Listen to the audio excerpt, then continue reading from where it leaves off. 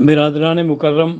آج 29 شوال کا دن ہے، سوموار کا دن ہے، اور یہ خوش نصیبی ہوتی ہے انسان کی کہ شوال کا مہینہ جو ہے یہ بھی اشہر الحرم میں ہے، یعنی مبارک مہینہ ہے، جس کا ذکر اللہ نے قرآن میں کیا ہے کہ الحج اشہر معلومات۔ اور دوسری یہ ہے کہ سوموار کا دن بھی مبارک دن ہے کہ اسی دن میں حضور پاک کی ولادت ہے اور اسی میں وفات ہے۔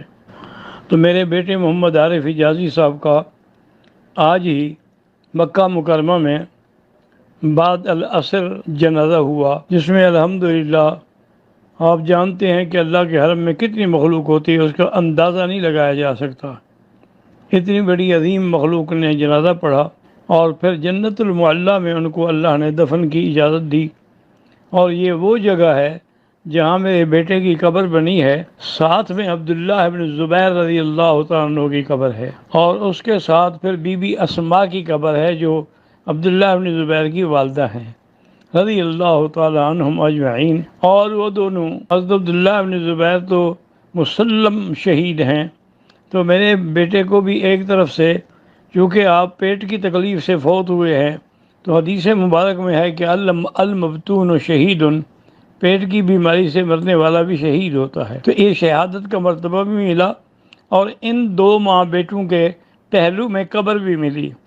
اور یہی وہ جگہ ہے جس کو مکے والے کہتے تھے بقعۃ من نور، یہ نور کا ٹکڑا ہے، کہ یہاں بڑے بڑے بزرگ جو تھے رات کو نور دیکھتے تھے نکلتا ہوا۔ بعض علماء نے سمجھا کہ سیدہ خدیجہ کی وجہ، لیکن سیدہ خدیجہ کی قبر مبارک الگ ہے، وہ تواتر سے ثابت ہے، یہ اور جگہ ہے۔ لیکن بی بی اسماء جو ہیں ان کو بھی تو اللہ نے بڑا شان دیا تھا کہ جس کو ذات النطاقین کا سبق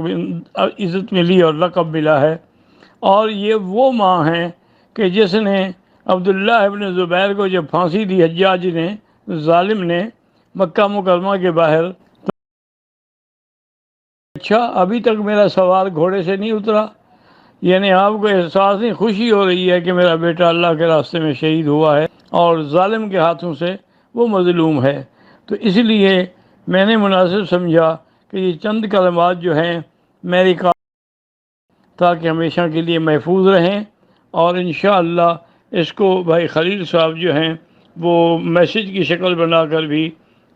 دے دیں گے۔ اور آج مولانا فضل الرحمان صاحب نے بھی ان کے جنازے میں شرکت فرمائی۔ السلام علیکم ورحمۃ اللہ وبرکاتہ۔ www.darsequran.com